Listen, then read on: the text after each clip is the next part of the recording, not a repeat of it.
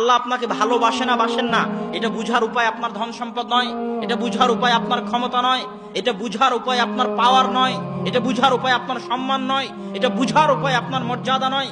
ইন্নাল্লাহা ইউতিদ দুনিয়া লিমান ইউহিব ওয়া মান লা ইউহিব। আল্লাহ যাকে ভালোবাসেন তাকেও দুনিয়া দেন, যাকে ভালোবাসেন না তাকেও দুনিয়া দেন। আল্লাহ যাকে ভালোবাসেন তাকেও সম্মান দেন, যাকে ভালোবাসেন না তাকেও সম্মান দেন। আল্লাহ যাকে ভালোবাসেন তাকেও ক্ষমতা দেন, আল্লাহ যাকে ভালোবাসেন না তাকেও ক্ষমতা দেন। আল্লাহ ফেরাউনকেও ক্ষমতা দিয়েছিলেন, কারুনকেও সম্পদ দিয়েছিলেন, আল্লাহ দাউদ আর সুলাইমানকেও ক্ষমতা দিয়েছিলেন, সম্পদ দিয়েছিলেন। তাহলে আল্লাহর ভালোবাসা কি দিয়ে বুঝবেন?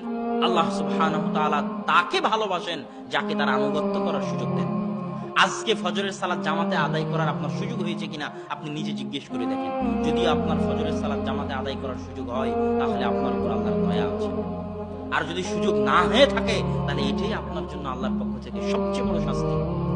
আপনি যদি গান বাজনায় ব্যস্ত থাকেন, পাবজি ফ্রি ফায়ার গেমে ব্যস্ত থাকেন, সুদ ঘুষে ব্যস্ত থাকেন, আপনার মুখে যদি দাড়ি না থাকে তাহলে জেনে রাখবেন এটাই আপনার জন্য বড়। আপনার ধন সম্পদ ধ্বংস হয়ে যেতে হবে, এটা শাস্তি। ওটা শাস্তি নয়, ওটা তো ধোঁকা। আল্লাহ আপনি জেলে যাবেন, এটা শাস্তি। ওটা তো শাস্তি নয় আপনার জন্য, এটাই সবচেয়ে বড় শাস্তি। যে আল্লাহ তার রহমত থেকে, তার করুণা থেকে, তার দরবার থেকে, তার দয়া থেকে, তার বরকত থেকে আপনাকে বঞ্চিত রেখেছেন, বিতাড়িত রেখেছেন, আল্লাহর অবাধ্য করে রেখেছেন, আল্লাহর আনুগত্য থেকে দূরে রেখেছেন। এটাই সবচেয়ে বড় শাস্তি।